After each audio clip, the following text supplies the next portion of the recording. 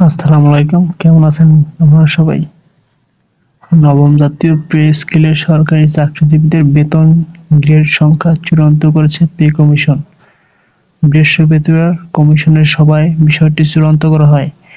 বৃহস্পতিবার সন্ধ্যা 6:30টার দিকে পে কমিশনের এক সদস্য বলেন, নবম পে স্কেলের গ্রেড সংখ্যা আগের মতোই অর্থাৎ 20টিতেই থাকছে।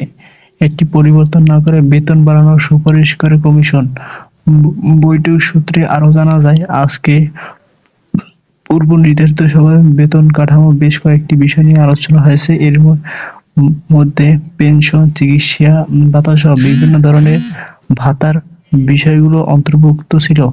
তবে মূল সমস্যা হচ্ছে সর্বনিম্ন ও সর্বোচ্চ বেতনের ক্ষেত্রে এটি চূড়ান্ত না হওয়ার কারণে মূলত বাকি বিষয়গুলো চূড়ান্ত করা যাচ্ছে না বলে জানায় এই সূত্রটি।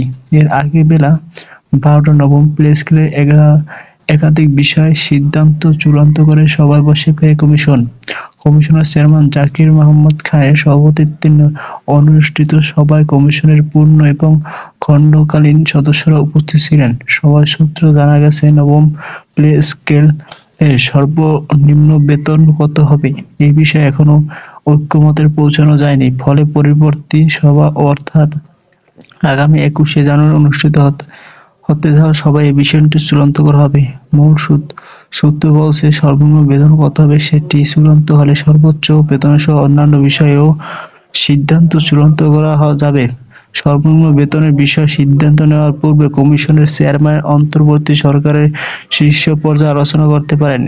এর আগে নবম পে স্কেলের বেতন অনুপাত 1.8 চূড়ান্ত ধারার সুপারিশ করা হবে। প্রসঙ্গ, জাতীয় বেতন কমিশন 2025 সালের 27 জুলাই গঠিত হয়। কমিশনের সভাপতিত্ব হন সাবেক তথ্য সচিব জাকির আহমেদ খান। কমিশনের দায়িত্ব হল সরকারি কর্মচারীর বেতন, ভাতা ও অন্যান্য সুযোগ-সুবিধা পর্যালোচনা করে সুপারিশ প্রদান করা। কমিশনের মেয়াদ চলতি বছরের ফেব্রুয়ারির মধ্যে শেষ হওয়ার কথা, যা জাতীয় নির্বাচনের আগে প্রায় সমাপ্ত হবে। ধন্যবাদ। সকল প্রকার খবরাখবর আগে পেতে আমাদের চ্যানেলটি সাবস্ক্রাইব করে পাশে থাকবেন। ধন্যবাদ।